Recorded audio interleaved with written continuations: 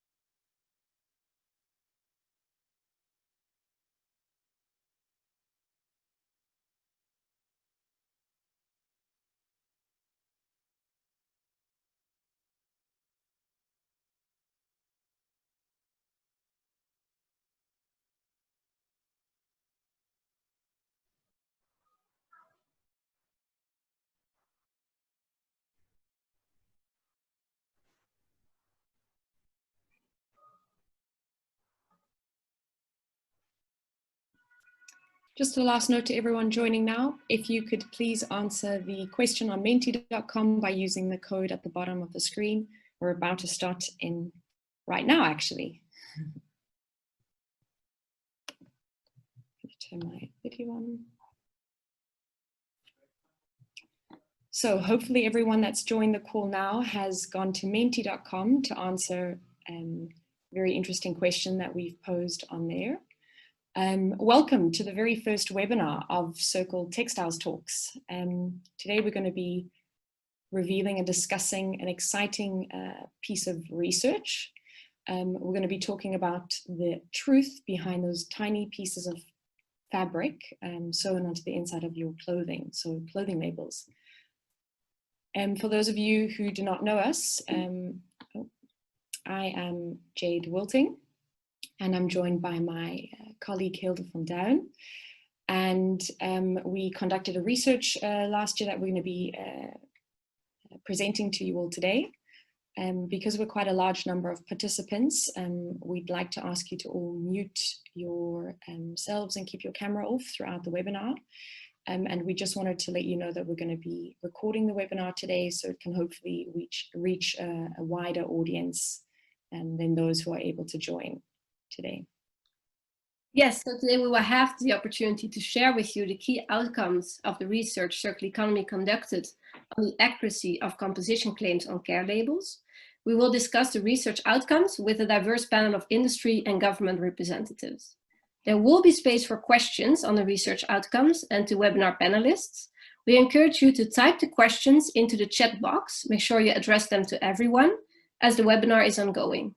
We will only be able to answer a selection of questions due to the limited time.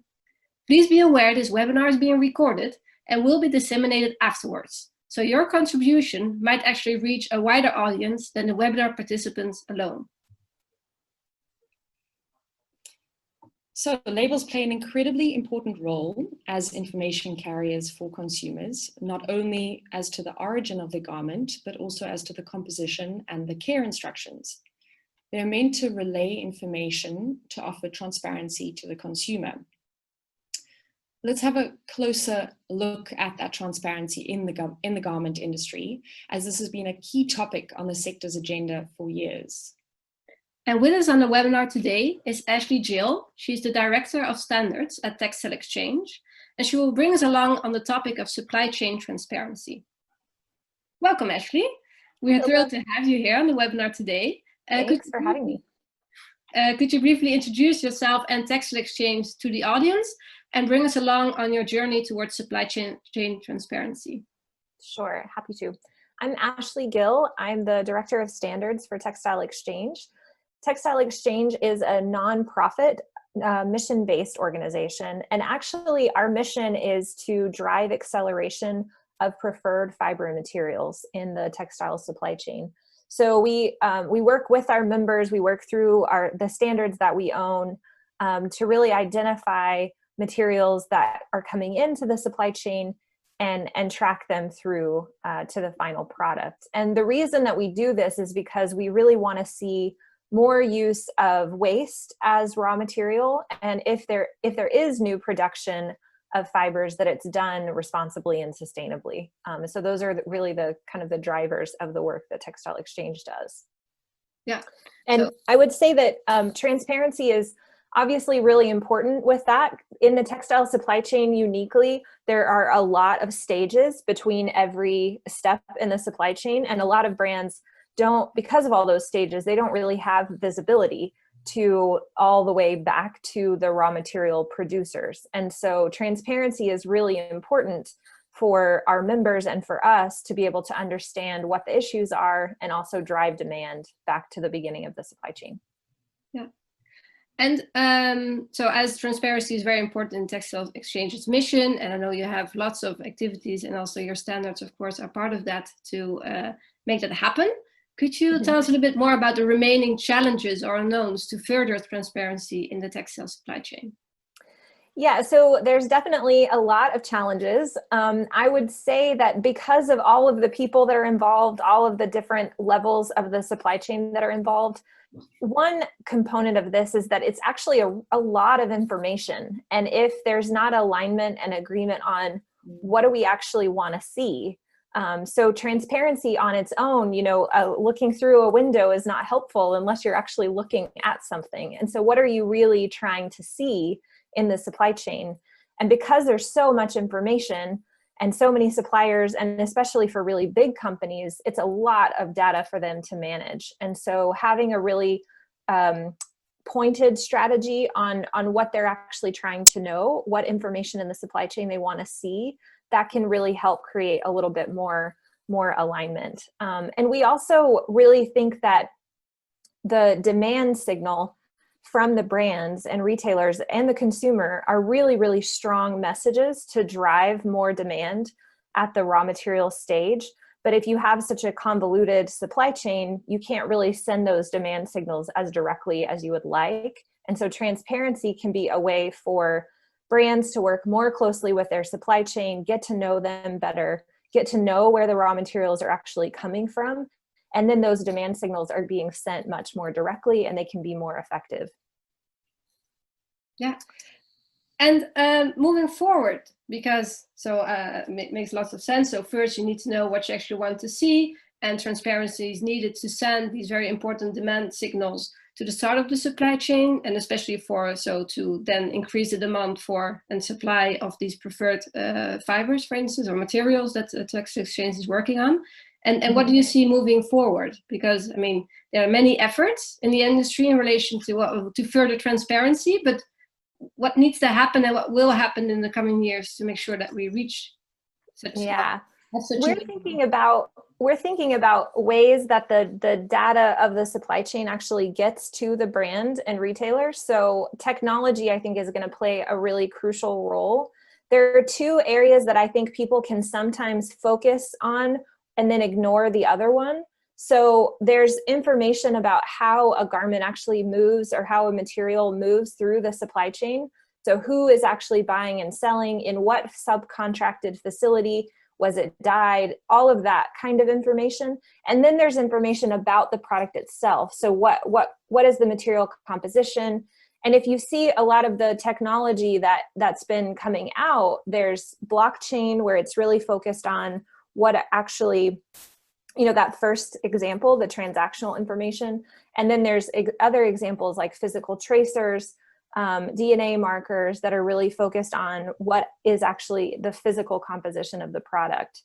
And I think one interesting idea is looking at those two things together, because both of those pieces of information are really helpful and can help to drive preferred fiber material demand, help us understand how much of these materials are we really using, how much are really ending up in our final product, and who is involved in the supply chain, and who needs to be engaged, who do we need to collaborate with to really scale up and ramp up that preferred fiber material usage. So I think technology is going to play a big role. Textile Exchange, with our standards that we own, we're looking at this particular issue because we have we care a lot about what's actually happening in the supply chain and what the material composition is, what those materials are. And so we're kind of looking at both of those areas as we kind of evolve and advance our standards.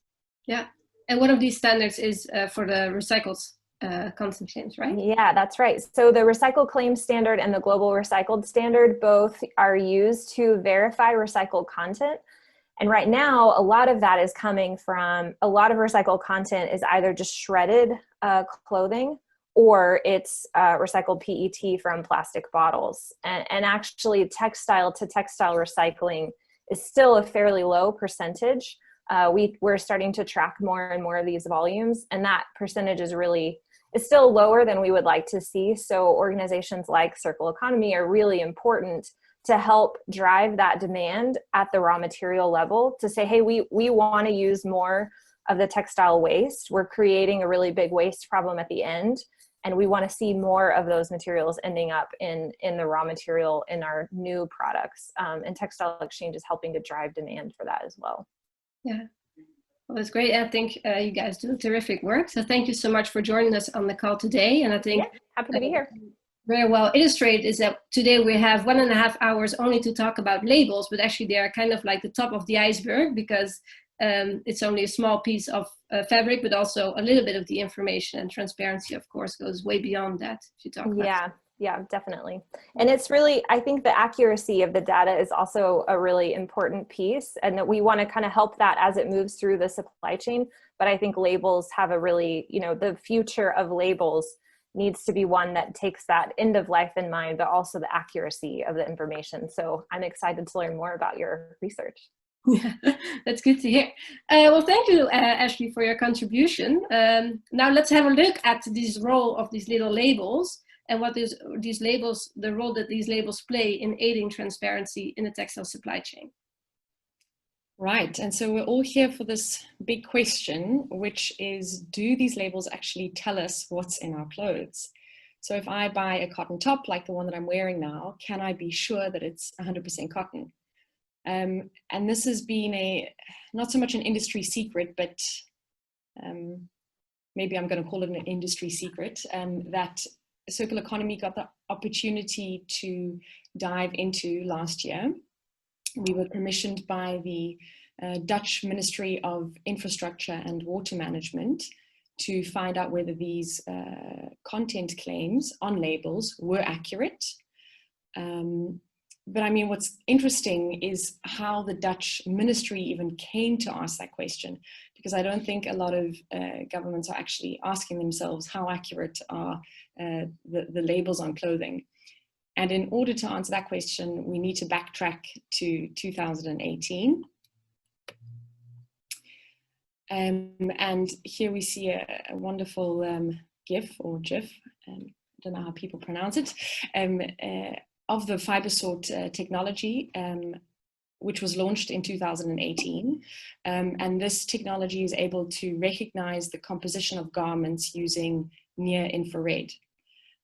So the technology was proven to be very accurate in recognizing different fiber compositions of garments. However, the people operating the Fibersort, so textile collectors and sorters, noticed that there were differences between garments' actual composition as shown on the Fibersort and what was stated on their care labels. So they claimed that there was quite a big variance in this and that these labels lied, and implied that this could limit the potential that post-consumer textiles have for recycling. So with the thinking that if the label is incorrect, how do we know how best to recycle it? So in light of their circularity ambitions, the Netherlands wants to be circular by 2050. The Dutch Parliament urged national government to investigate these allegations of misleading content claims on labels. And if these content claims on labels are inaccurate, could this limit the potential of used textiles as feedstock for textile-to-textile recyclers, since recyclers need to know the composition of their feedstock? So the second part of this research question was born, which is whether inaccurate labels, so inaccurate content claims, limit the recycling potential of post-consumer textiles. So this research really looked at two questions.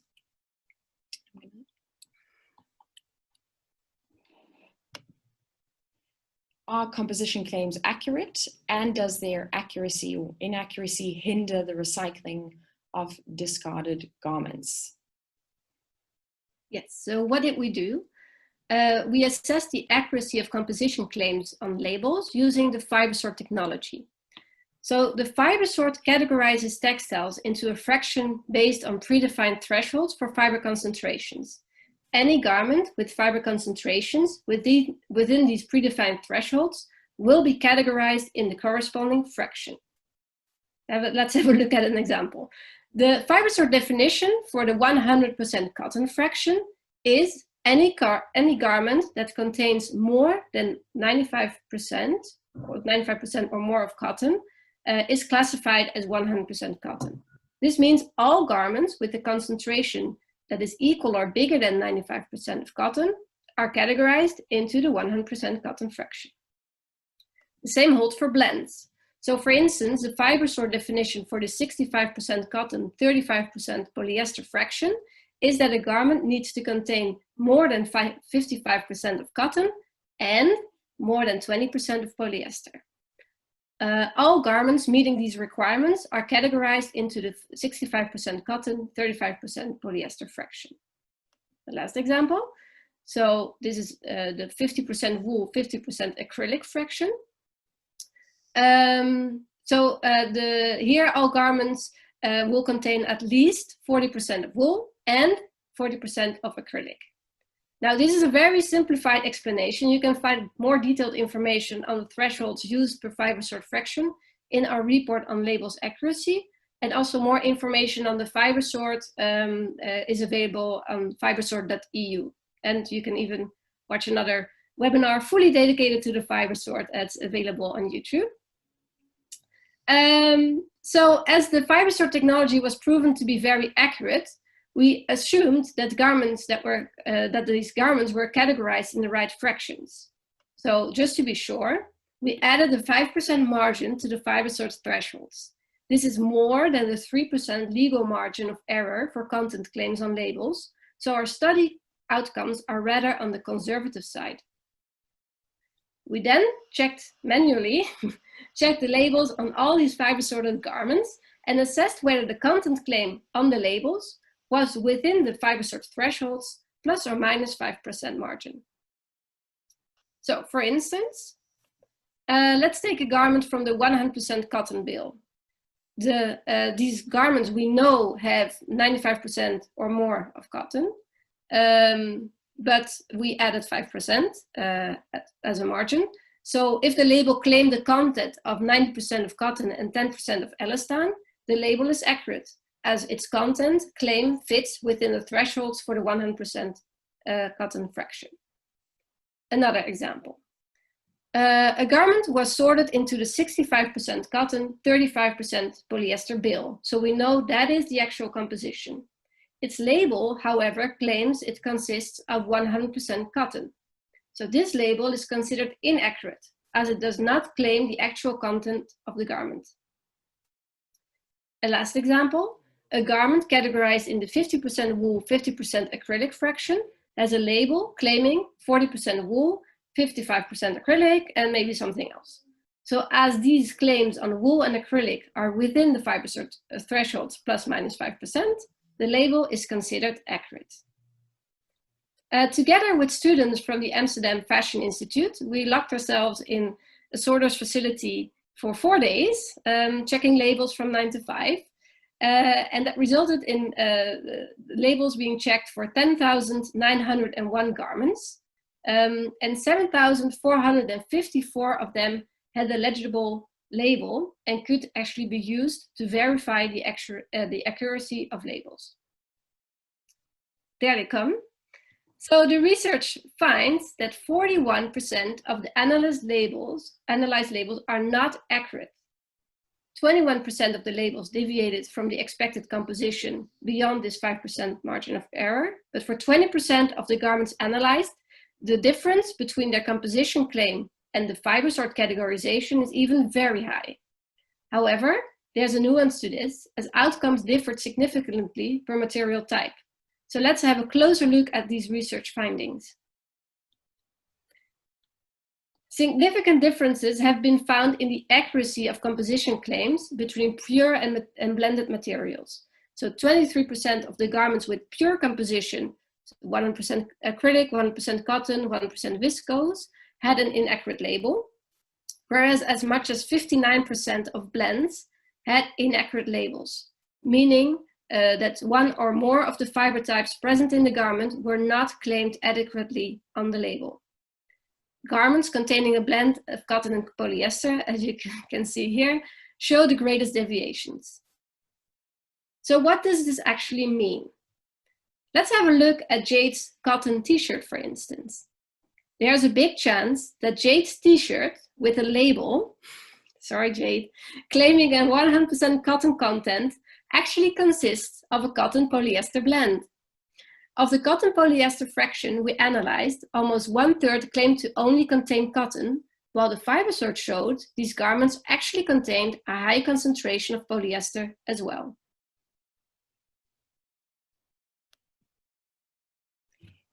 So Hilda's given a fantastic overview of some of our findings, and I'm here to give you some more anecdotal examples of our findings. And this one I like to call lost in translation. I think it's just cut off at the top there, but here we're looking at a label of a quite a thick pullover. The top that's just cut off at the screen says US, 85 acrylic, 15% mohair dry flat. And then Great Britain says 75% acrylic, 25% mohair and dry flat. And, you know, that just goes to show that even though it's in all other languages, it's 75% acrylic, 25% mohair. For the US, it seems to be a different composition. And this one, which I thought was quite brilliant, because even though we were really happy to come across a couple of recycled workwear garments, the label all said 100% diverse recycled fibers. So who knows, you know, what recycled fibers they actually were. And this is an interesting kind of question, because, you know, we really want people to start using more recycled fibers, but how can we how can you increase the transparency of what's actually in that recycled content? So what are some of the causes of these inaccurate label? Why are they inaccurate? And while this wasn't the primary focus of the study, we did explore potential causes for inaccurate labels with industry and government representatives. And so what you see here is a very beautiful supply chain, starting with, at the left side, cotton polyester blend to make a yarn, which is this cone that you see on the left here. So the answer to this question of what are the causes for inaccuracy is not that straightforward, as there are many potential causes for inaccurate labels at all stages across the supply chain, from raw material right to retailer, actually to end user as well. And if we look at the supply chain, I'm going to explore some of these causes with you. So starting at one, you know, when we look at the raw materials that are then turned to yarn, in the case of blends, several types of fibers are used to create a yarn to have specific characteristics. And this process is often done by way of mass balance of ingredients, which means that the actual composition of the yarn might differ from the claimed one, and it might even differ from cone to cone of yarn. If we look at number 2, so after the yarn has been spun into fabric, fabric makers and garment manufacturers depend on information that is provided by their suppliers to base their composition claims on. And some producers, we did find, validate the actual composition of materials that they use with third-party testing, but this is not always the case. Larger production batches might need multiple bales of inputs, and the composition could vary per bale. If we look at number 3, you know, having spoken to various brands, we know that various brands have got quality checks in place, and some of those are to guarantee the accuracy of the composition claims. However, these quality checks do vary between brands, especially between the multinational brands and the much smaller brands. That's where we saw the biggest variance. So some brands have implemented really ambitious quality procedures, including multiple batch testing, and others really rely on the information that comes from the steps before they receive their garment. And they don't test any further afterwards as well. Many brands will specifically test garments made from materials, made from blends. And you will find that some brands might also test special types of fibers, let's say. If we move on to number 4, so these independent audits, European member states are responsible for the implementation of the European textile regulation in their own territories. And they have designated authorities that are accredited to verify the accuracy of these content claims, of these labels. In the Netherlands, this authority is the NVWA and Customs, and both of these entities' work is risk-driven.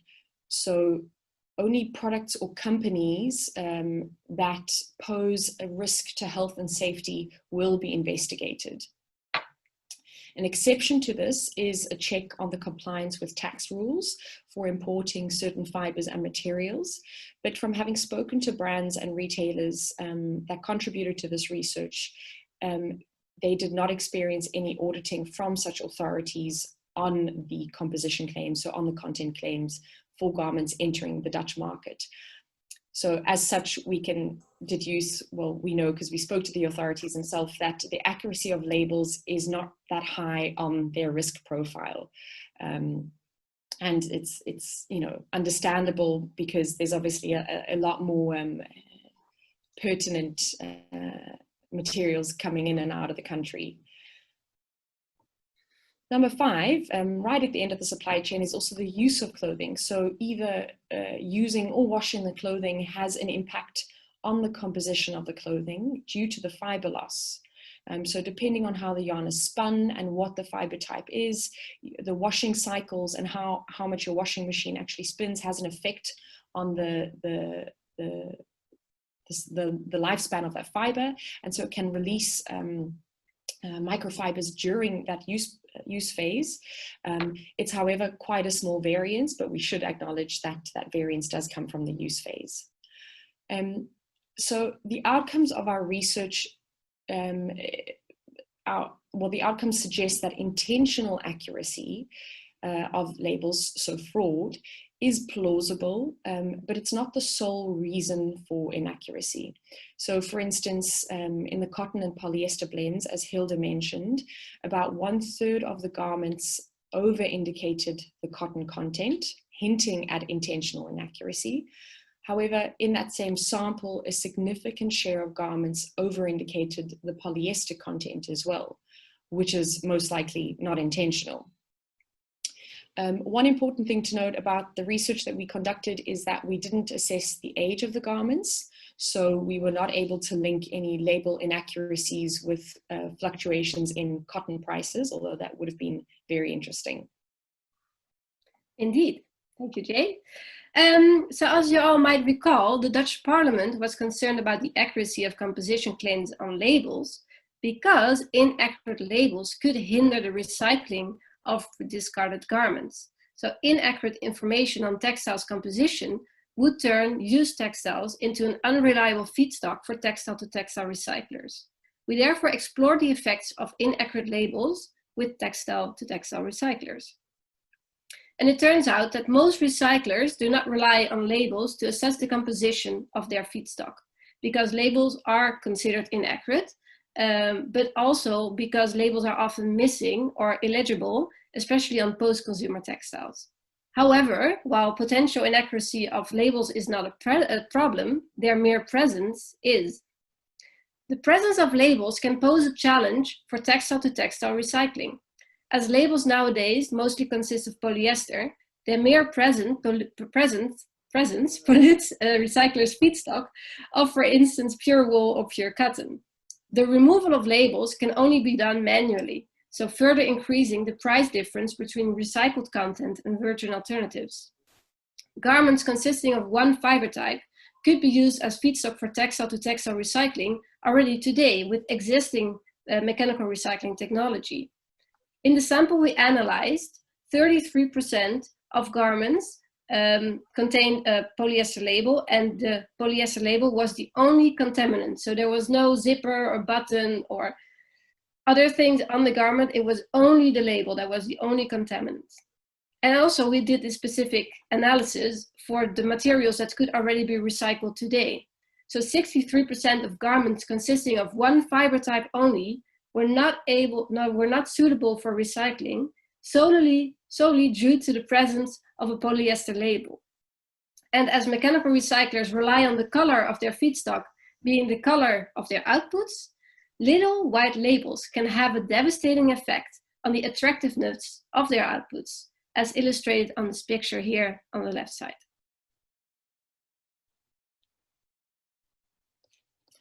So fortunately, alternatives to sewn-in labels are being explored, and with us on the call today is Jan Merks, who's specialized in the development of these alternatives, of these label alternatives. Jan, thanks so much for joining today. Hi Jade. Hi everyone. Hey. I'm curious to hear from you, what are some of the most promising alternatives that you see? Where to start? Let's start with the barcode.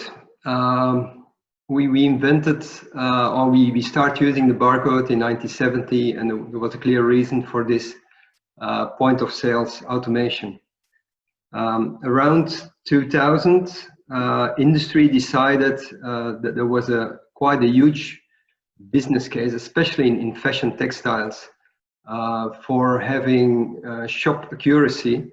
As you know, inventory in shops are quite inaccurate, and that was the start of the evolution from a barcode to an RFID tag on a standard way. So industry decided to standardize a technology for a certain purpose because there was a clear business case behind the RFID technology.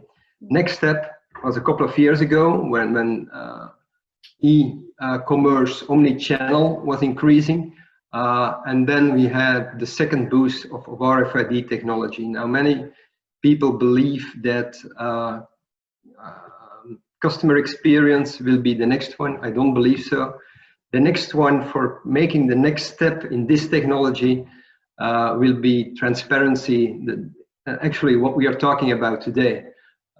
Due to the requirements for recycling, for having a circular economy, what's missing here for this type of technology is that it needs to be a washable label. But as industry goes behind it, I do believe that this will be a technology which can further evolve at the right pricing, the right ergonomics, to be a key technology in the area of circular economy, in the area of recycling. There are other technologies, a number have been mentioned already, like DNA tracers, physical tracers, light tracers, NFC technology, even the ones I like, digital watermarks, quite important all, and all have their function for counterfeit, for sorting operations, but the main issue here is that they need to be standardized. So yes, there are alternatives, but we have to have the industry behind it. And I will give later maybe an example where this is happening. And a third element in technology is, and it's quite important, is how do we link the physical product to the information on the internet, which we have, which can be much richer. Where are we going to store all this information on how to recycle, how to reuse, how to maintain a product? And it will be in the future, hopefully on the internet, but we have to link the physical and the digital product in the right way. And there, I'm working for GS1. It's not a publicity because I've been a fan of the GS1 digital link for a long time, but we finally standardized the way we take a step from a physical product to a digital product. And this is the digital one, digital link technology, which is also important in the whole area of technology. So you just mentioned the watermarks technology, if I heard correctly. Yep. How would a consumer use something like that then, if labels are meant to be there to inform consumers? Right. It's a good question. First of all, digital watermarks, it's a long way for being used in textiles. Although there are some pilots being done, it's mainly in plastics, in packaging, for packaging sorting. So we have today cameras who you can cover the whole packaging with a digital watermark, which means you multiply your identifier all over the packaging. So suppose you're in a sorting machine, you can easily sort the product because it can see the identifier wherever it sees the product. Although for consumers, it's quite different. They need a specific application, but it's still digital watermarks are linked to proprietary. So they most of the time you need a specific algorithm to translate it, so a specific application to do it. But there are already brands who are using it. In the textile world, to be honest, I only know one. But in the packaging world, there are different ones who are already using this type of technology. Yep. And then that's where it comes, where what you mentioned, you have to link the physical product to the online product. They do this, yeah, exactly. So, and tell me, what role do you think that the government, or specifically Europe, should be playing, specifically in relation to the Green Deal that was recently released? Very important, as I said, that there always needs to be somehow an economic value to introduce a technology. And when the whole RFID movement started, industry at the year 2000, they really said we need to have this technology at 5 cents, because they calculated the average gain they could make from using this technology. And then they could do it when the cost of the technology was at this level of price. Now, the government can, in a way, facilitate this process by putting in place the right environment, the right needs. If they impose more requirements on transparency, if they put more requirements on taking back products with extended producer responsibility and these kind of things, the business case becomes much more favorable for start using this type of technologies. And that's exactly what the Green Deal is doing today. They're really mentioning the right measures to take, the right steps to take for industry to be somehow motivated to start using this type of technology and to come to serialization and to use more technologies to help the sorting process.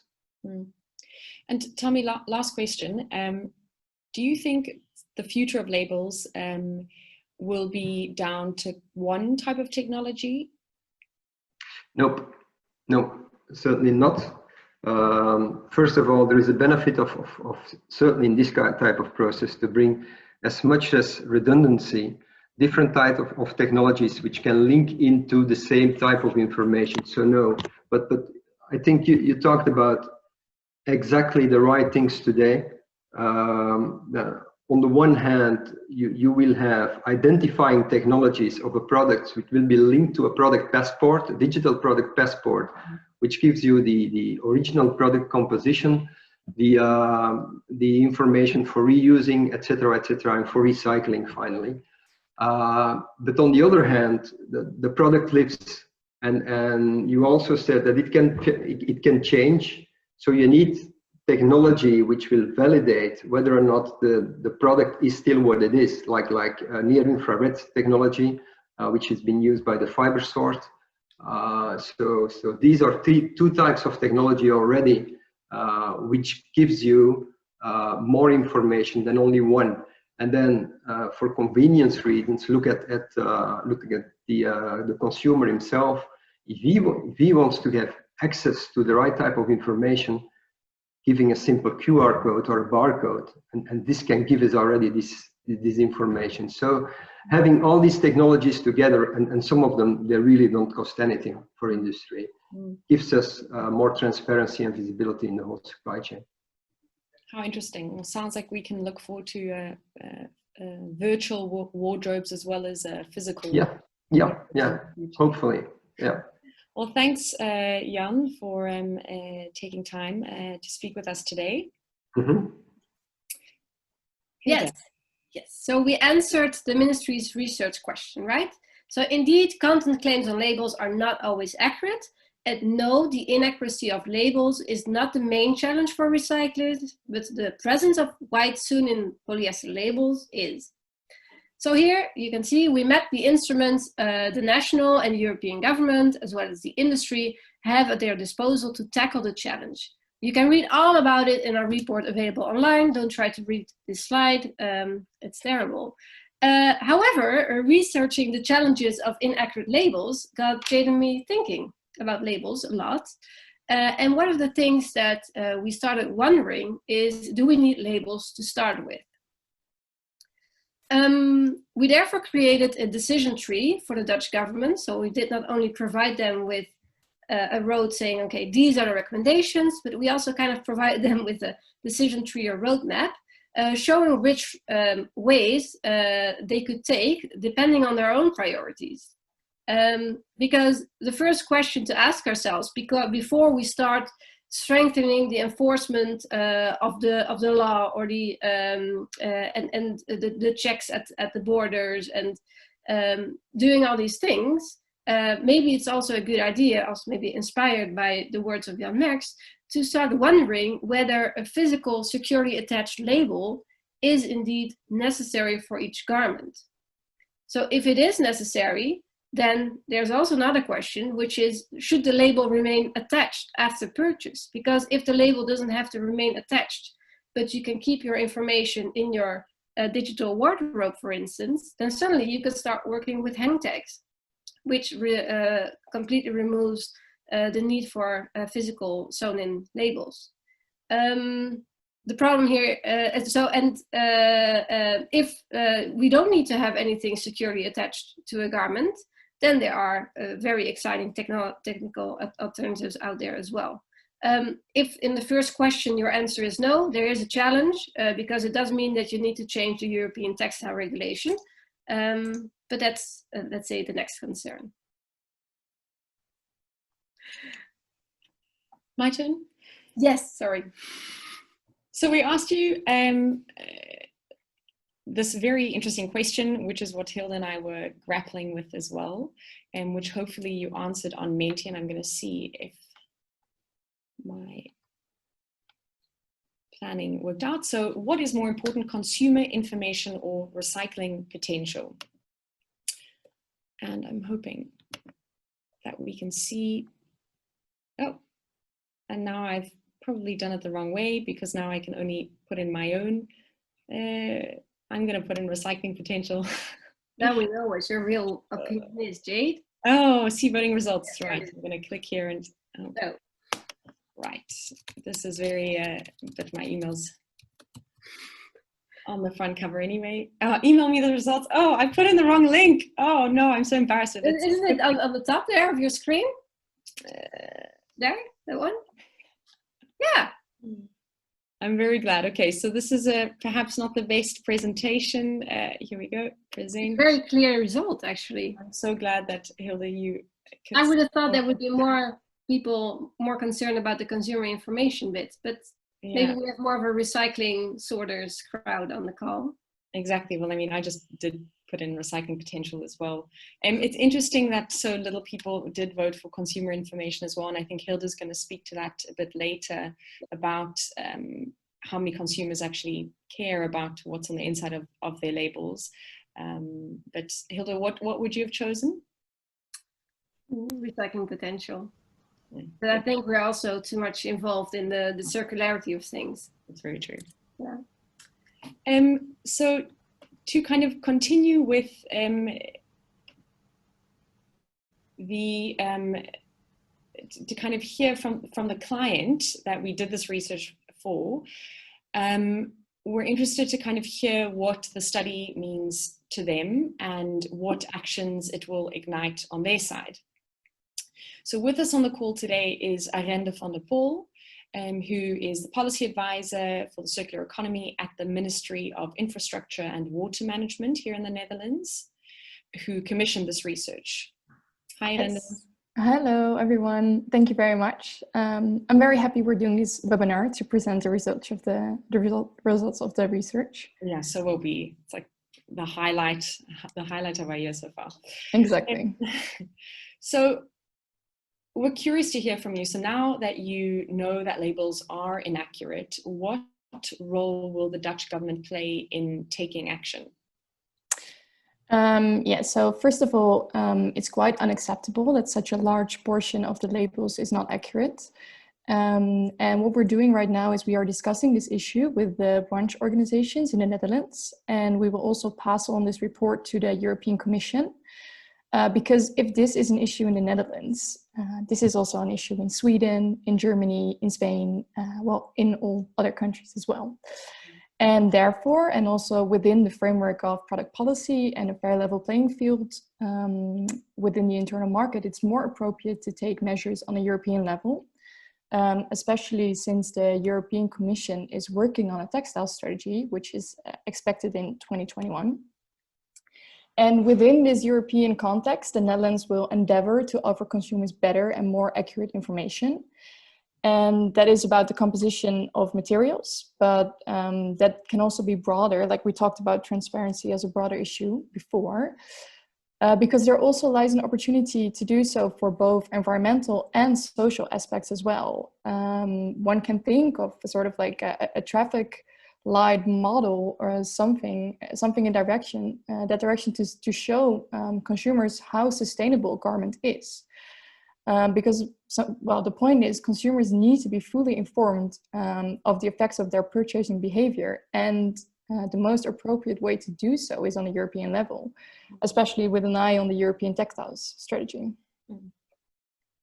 Yeah, I'm very curious what that's gonna how that will materialize. Pun intended. Yeah. We as well.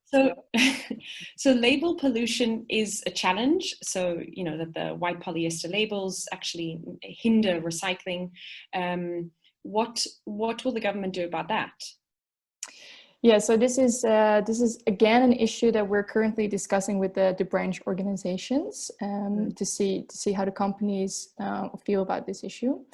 And at the same time, when thinking about the current regulation, for example, the mandatory European label and product standards, this is again an issue that should ultimately be tackled on a European level, as it is the European law that makes a physical label compulsory and also a problem, therefore, for recycling.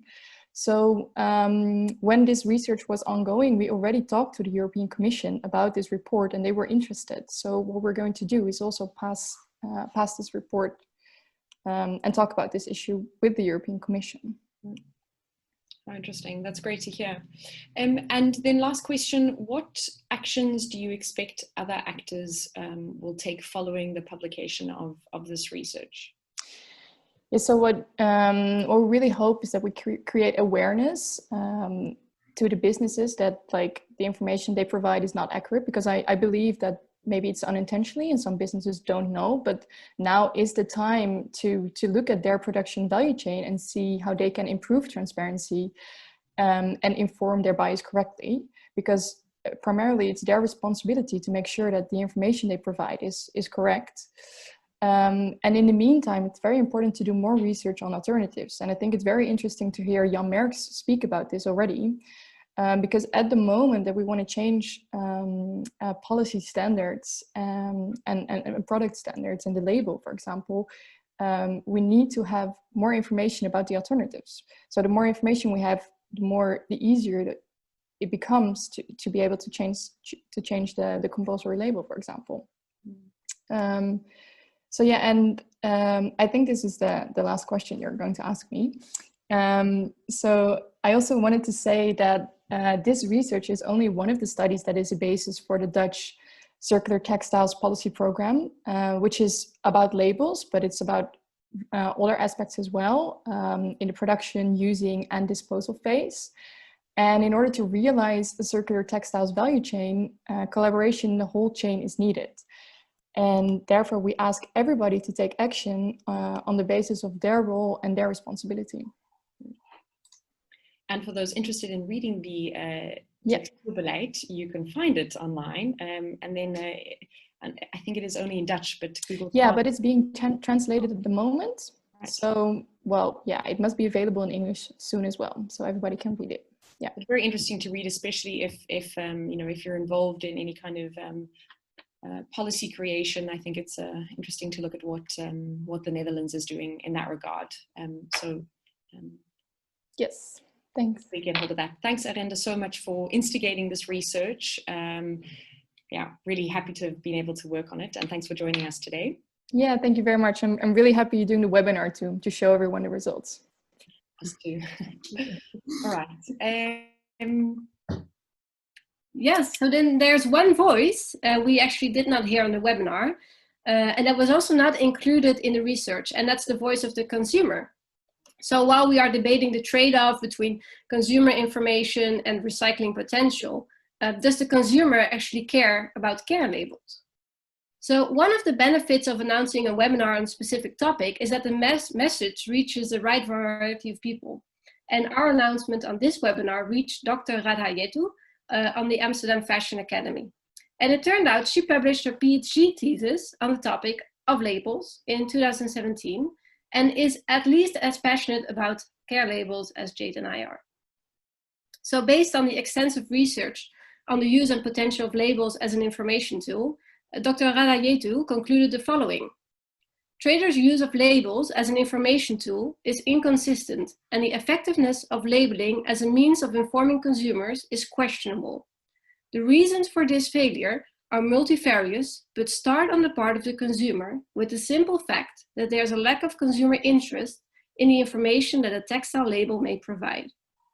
Even when consumers are interested in general, in practice they consider it difficult to make use of the information provided on textile labels, as the information is often excessive, confusing, or poorly presented.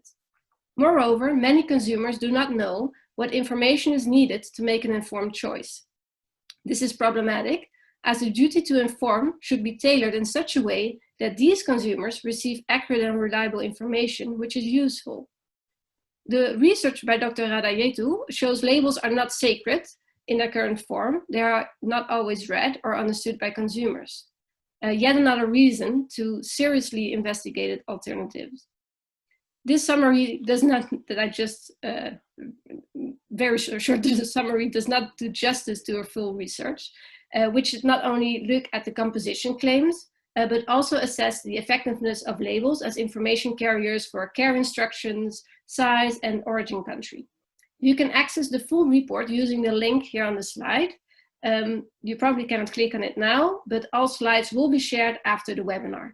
And we certainly hope to welcome Dr. Radha Jetu on one of our future webinars.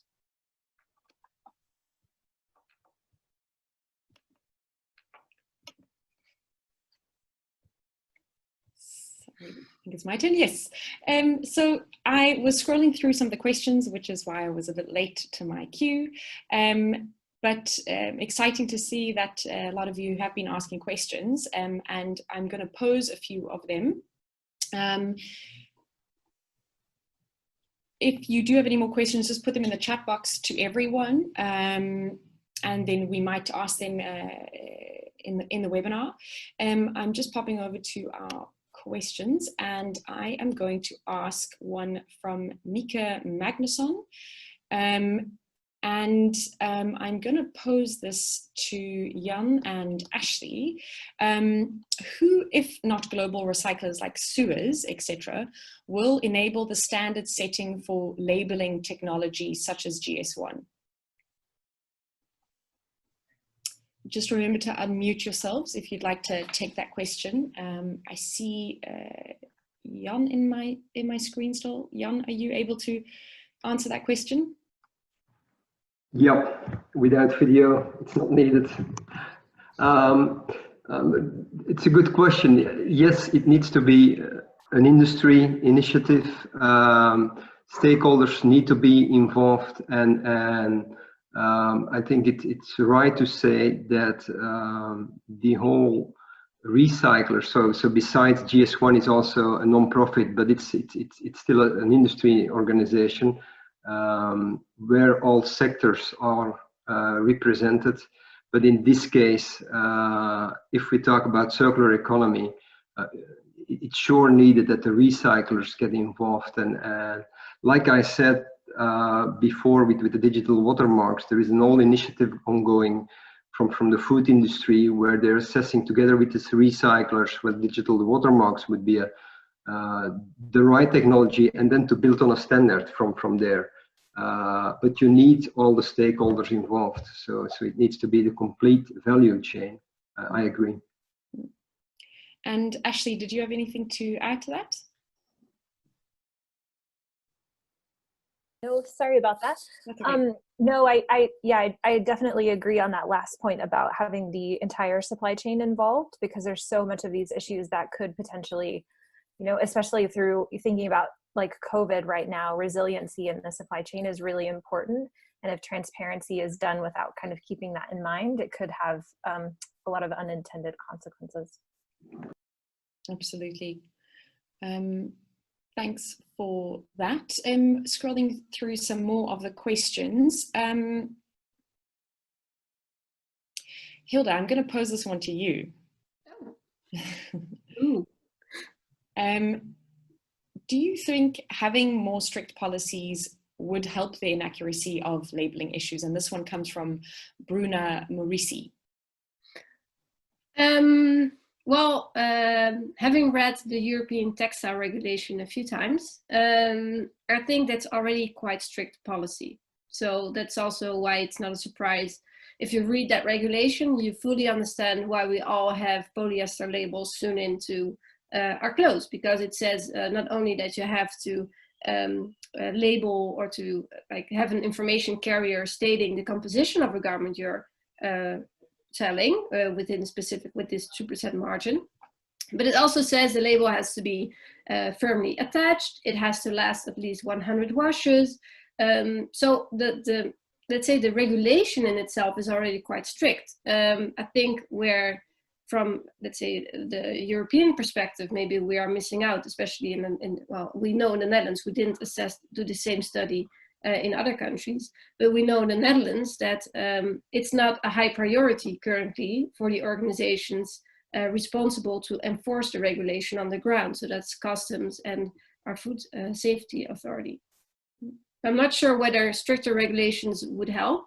I think, but that's fully my personal opinion, that maybe less strict regulations, so on the form of the label might help even more, because that was also in many of the conversations we had, Jade and I, with brands and with experts in the field, they actually were looking at, they had lots of ideas on alternatives to labels that they actually wanted to start using, because actually they could carry much more information than these little polyester labels can. But they were limited in their ability to do so because of the European textile regulation. So I think that the regulation should stay as firm as it is on consumer information, but maybe on the form of what a label should look like and whether it should stay on your clothes or whether you can upload your information in a digital wardrobe. I think that part might even should be looser. Hope that answers the question. Yeah, thanks for that question, Bruna. Another question that I find interesting, and Jan, I'm gonna ring on your bell again. Which smart labeling standards or product passports are already ready and implemented for use in garment manufacturing? So which ones are most widely used at the moment? And this one comes from Laura Shearer. I hope I pronounced your surname correctly. So yeah, can you tell us a bit about the most scaled kind of smart labeling solutions currently? Product passporting, okay.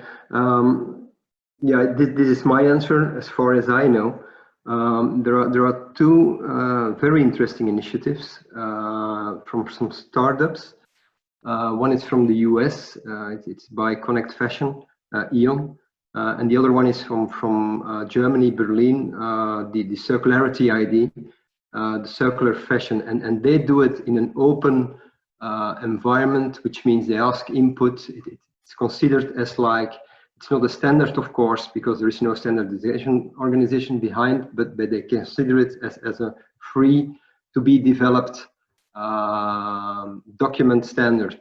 Now they are in test phase. They are testing with different brands, suitability for the fashion industry. Besides this, there is also a very interesting initiative by the Luxembourg government.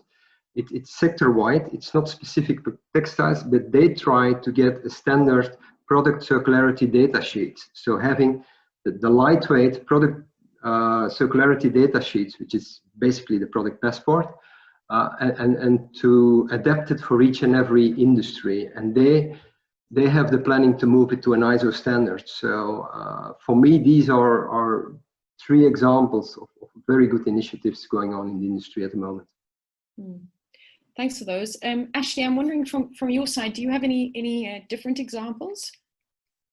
Yeah, I think there's also in the fiber materials space, there's a lot of traction, I think, happening right now with the use of the physical tracers. And I would say one kind of really interesting example is Orethane, that actually has can identify even back to a specific farm or location where raw material or cotton like that was grown.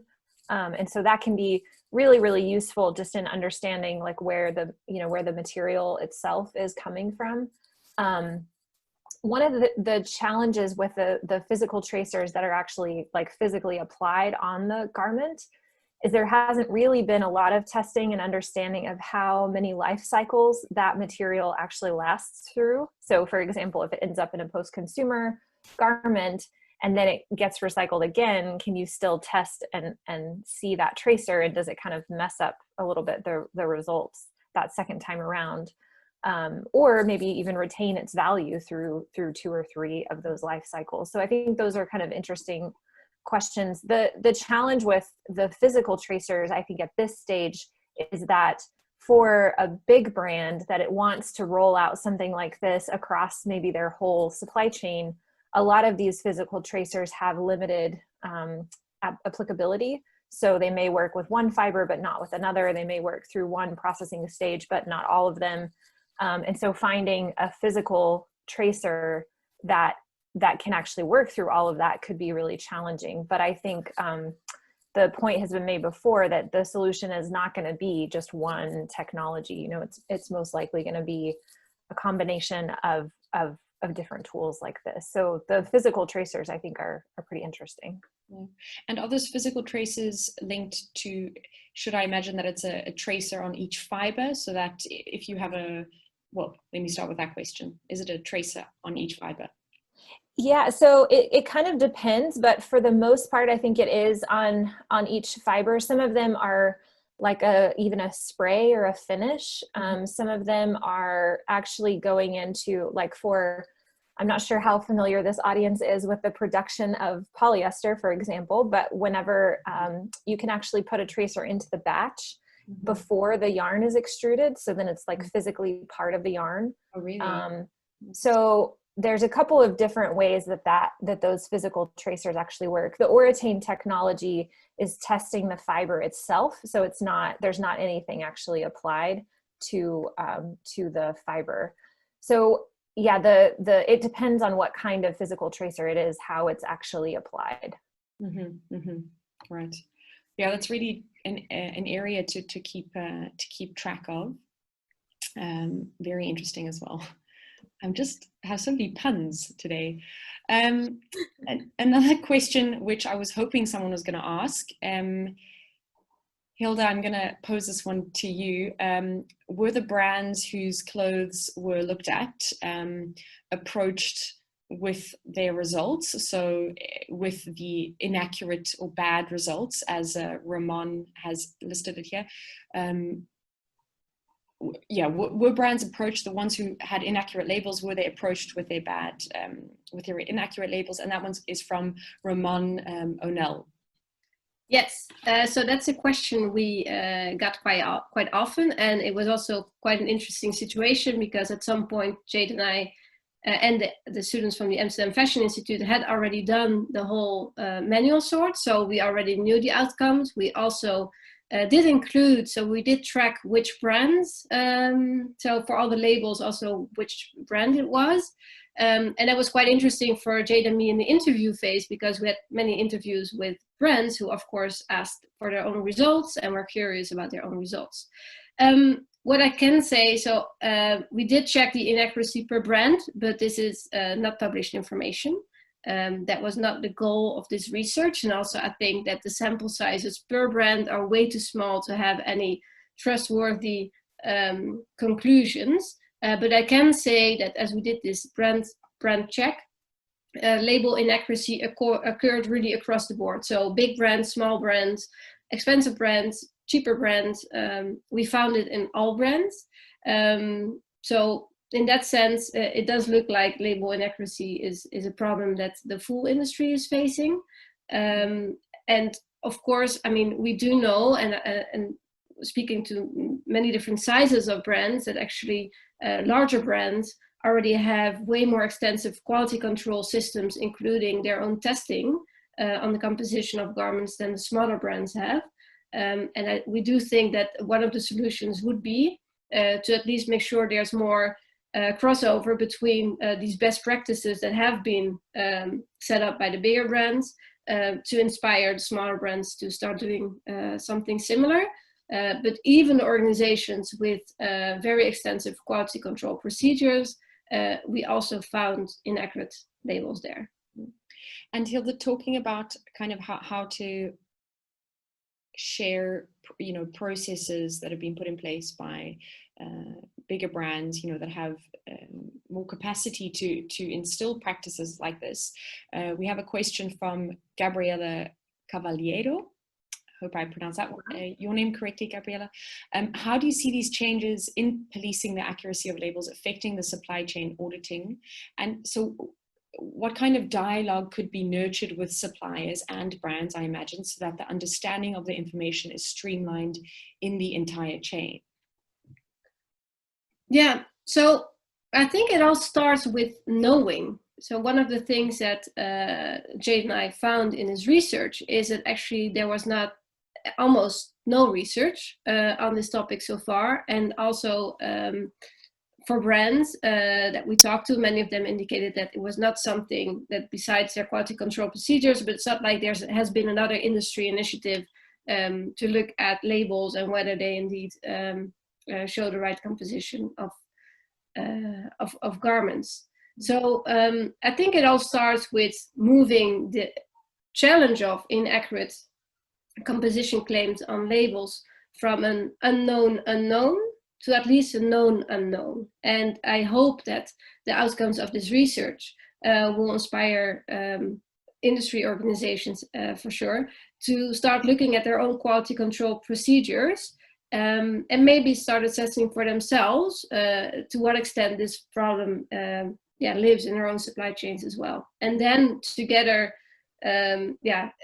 preferably exchange best practices and see how to best solve this challenge, with the notion that maybe it might be relevant to not only keep looking at the enforcement of the current system, but also how could we organize things differently so we are able to provide the right information at the end of the supply chain.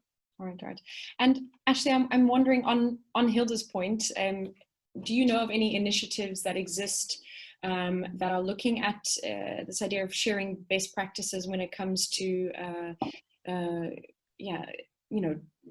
compliance or labels checks? Are you aware of any of those? I mean, there's kind of two spheres, I think, of where this type of work happens. So when you're talking about a material that has some kind of like environmental or social benefit, then a lot more effort and investment is put into making sure that that material is properly identified all the way through. Simply because of the additional investment that's been made, there's incentives there to protect that investment. There's a lot of voluntary efforts like our standards, like other initiatives to help create more transparency. But when you're talking about just like the commodity market, the kind of situations where a lot of the yarn and fabric suppliers are actually nominating their own suppliers of where that material comes from, it's a lot harder to roll out that kind of initiative. So I think a high level of quality control, a high level of consistency is a really important thing to keep in mind. But I don't really know of any initiatives that are working in the kind of non-preferred space, I would say, around how to get better quality.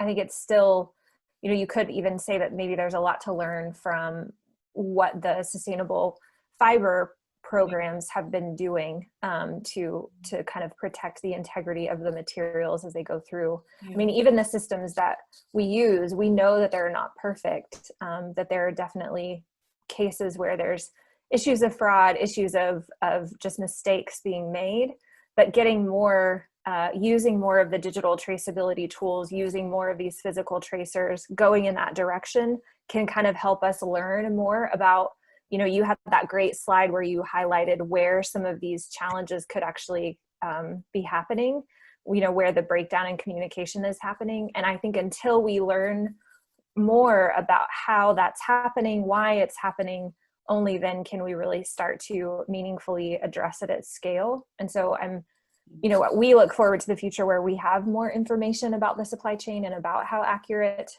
materials are, so that we can then use that information to course correct and address the issues. Sure.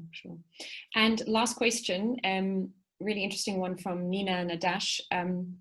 Do physical traces in recycled content not create like data chaos when there's numerous different fibers coming in together, especially when we want to start recycling?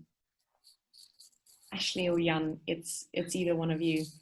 Yeah, I can just say really briefly before you go, Jan, but I mentioned this a little bit earlier, that there's not a ton of information on how the tracers react when they go through the supply chain multiple times. It also depends on what method of recycling is being done. So if we are transitioning more and more to chemical recycling, then this may not be as much of an issue, because you may be able to kind of the chemical recycling process would likely filter out some of those non-fiber, non-content substances.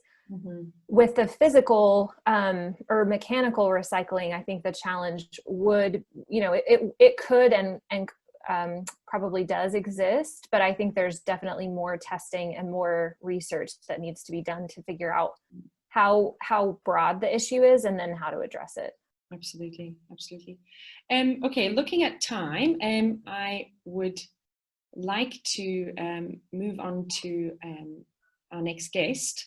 Yes, so now the truth about the label is known. It is time to undertake action to assess what it means and what we can all do about it. And we, Jade and I, are therefore thrilled that the publication of our report spurred action from one of the industry frontrunners when it comes to textile-to-textile recycling, and that is Wolkat, based in the Netherlands. And with us on the call is Remy Veldhoven. She is a textile researcher and developer at Wolkat. Welcome, Remy. Yes, thank you for the invitation. Yes. So, Remy, could you briefly introduce Wolkat and your relation to labels? Yes. So for the people who don't know Wolkat is a textile waste management company. As Hilde already mentioned, in the Netherlands, our R&D is based in the Netherlands, and our production facility is based in Morocco. And what we do is that we collect post-consumer textiles and we sort them into rewearables and non-rewearables, as more sorting companies do. But what Wolkat also does is that we recycle the non-rewearables. So we first sort these non-rewearables onto color and roughly on raw material, and then we also cut out the hardware, so the buttons, the zippers, and also the clothing labels. And then after this sorting, they're fiberized and then spun into yarn and following woven into fabric and then also made into new textile products again. So we do all these different steps in the chains ourselves at our own facility, so all in-house. So the transparency aspect that was mentioned before, we could provide in that way.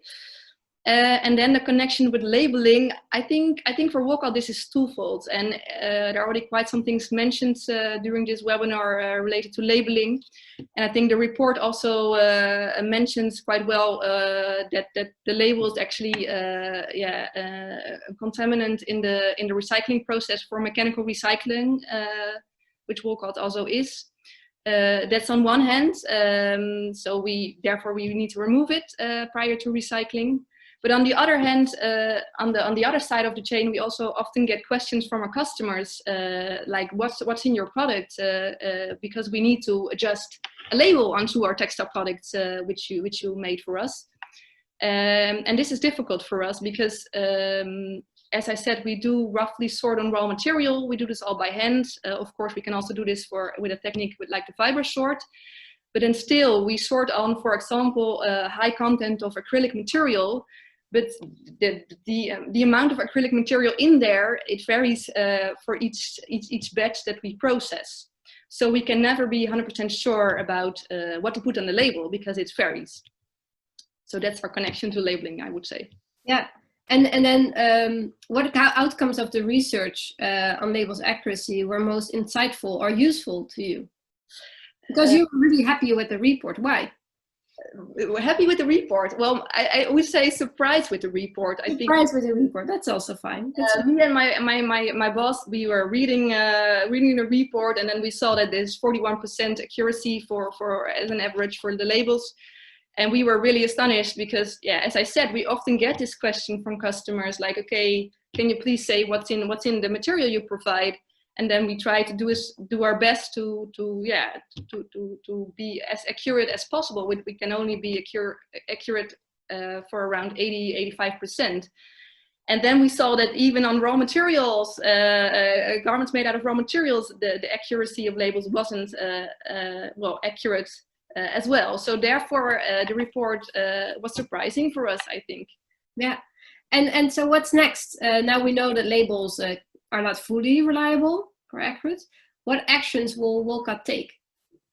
Well, as I think Arenda already said, that collaboration is really important in circularity in general, and I think for Wolkat it's the same. So I would say on one hand we need to have a conversation with the government or the organization that makes these legislations for labeling, because maybe this needs to be adjusted for recycled products, so that you cannot be 100% sure with mechanical recycling what's in the product. So maybe legislation needs to be adjusted for recycled products. So that on one hand. And on the other hand, of course, have conversations with companies that Jan mentioned that are developing these new kind of labels and how they could work in our recycling process. So I think that would be the next step for Walcott. Yeah. Very exciting. Yeah, indeed. Look forward to hearing more from you on all those actions in the future. We're very happy that our report was able to surprise you and ignite some action from Walcott. Thank you so much for joining us today. That's my pleasure. So what did we learn? And just before we round off the webinar, you're looking at a very interesting picture here. This is of some of the Amphi students sorting through the clothing, and it's a very it's quite a dark image, but mostly just because of the lighting. But this just goes to show the kind of scale at which we were working, and also clothing is discarded. So a very real image, if anything. So looking at what we learned today, our labels don't always tell us what's in our clothes. 41% of garments analyzed were inaccurate. And we know that the labels are mostly inaccurate in garments that consist of multiple fiber types, so blends. There are numerous potential causes for inaccurate labels. Information can unconsciously or consciously be misinterpreted by supply chain players. And meanwhile, enforcement of the European regulations stipulating label requirements is lacking, at least in some of the European member states. Consumers are not always provided with accurate information. However, they also seem not to really care that much about what those labels tell them. On the other hand, we also have recyclers who are struggling because of the labels, and not necessarily because the labels are inaccurate, but because labels contaminate their feedstock for their recycling process. They're in urgent need of alternatives that don't hinder potential recycling of post-consumer textiles, especially considering that this mountain is growing very fast. And as we transition from a linear to a circular textiles industry, priorities and needs are on the move. So consumer information is important, and so is the potential for reuse, refurbishment, and recycling of used garments.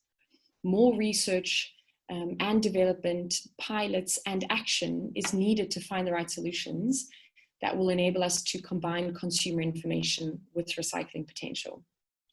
Most importantly, though, we as industry players must ensure that the barriers that we encounter are put on the political agenda. This research, which was commissioned by the Dutch government, was only started because the industry players raised their voice towards the government representatives. However, now that it's known, the challenge of inaccurate labels and their implications for recycling potential is still far from being solved. And maybe just to end with, a call to action that if there is any group that needs to be organized about sharing transparency, then let this be that call to organize such a group or coalition around the subject. And we'd obviously be very happy to help in that. Yes, so with that, we end the presentation of the outcomes of the labels research. And this was actually the first edition of the Circle Textile Talks webinar series. The next edition will take place in August. Please let us know whether you enjoyed this webinar and also what we can do better next time. And indicate what topic you would like us to discuss in the next edition. So you can type your feedback in the chat box now. But we will also share the evaluation form with the webinar recording and the webinar slides in a follow-up email shortly. So for now, we would like to thank our webinar panelists for enriching today's webinar with their knowledge and their experience.